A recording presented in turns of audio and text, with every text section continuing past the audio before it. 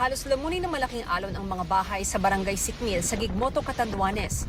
Dahil sa tindi ng hampas ng tubig, mabilis na binaha ang kalsada.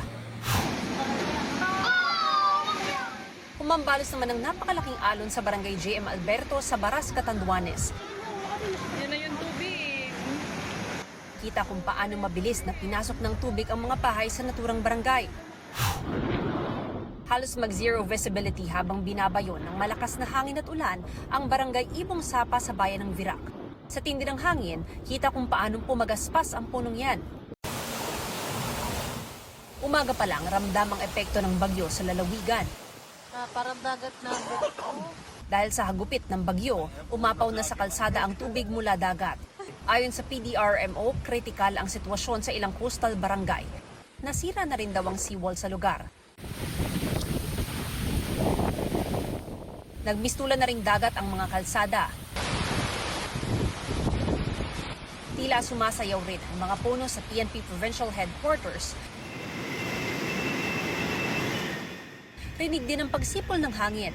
For evacuation, ito po, maganda, magdasal. Sa Barangay San Vicente, umalingaw-ngaw ang abisong paglikas ng mga residente. Dahil sa hagupit ng bagyo, nagpatupad ng forced evacuation ang iba't ibang munisipyo sa Catanduanes, lalo na ang mga nasa high-risk area. Ligtas namang nailikas ng Philippine Coast Guard ang 5 stranded na individual sa Barangay Gogon. Sa ngayon, nakaalerto ang mga deployable response groups ng Coast Guard District Bicol para sa mga mangangailangan ng tulong.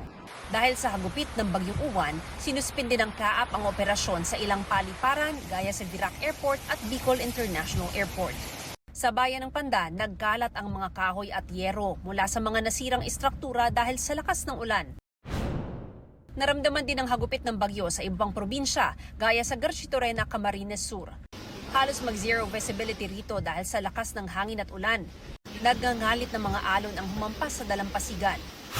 Sa bayan ng Karamuan, inabot ng tubig mula sa dagat ang mga kabahayan. Pinatumba na rin ang ilang puno sa lugar. Halos maubos naman ang mga sanga at dahon ng mga puno sa Daet, Camarines Norte. Nagtumbahan ng mga poste sa paligid, kaya sa ngayon, walang supply ng kuryente sa buong probinsya. Nagkalat naman sa kalsada ang mga nagbagsakang sanga ng mga puno sa bayan ng Labo.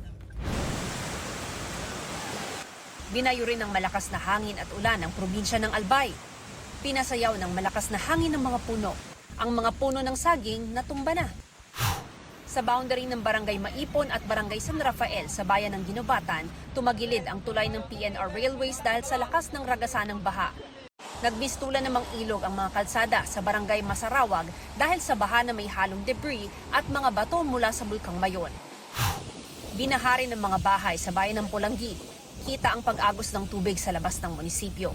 Nasa 4,000 residente ang inilikas, 500 ang nag-evacuate sa isang simbahan doon. Sa bayan ng Piodoran, nabalot din ng baha ang mga kalsada. Malakas din ang alon sa mga dalampasigan. Tanaw rin ng malakas at mataas na alon sa coastal area sa Esperanza, Masbate. Para sa GMA Integrated News, Mav Gonzalez, nakatutok, 24 oras.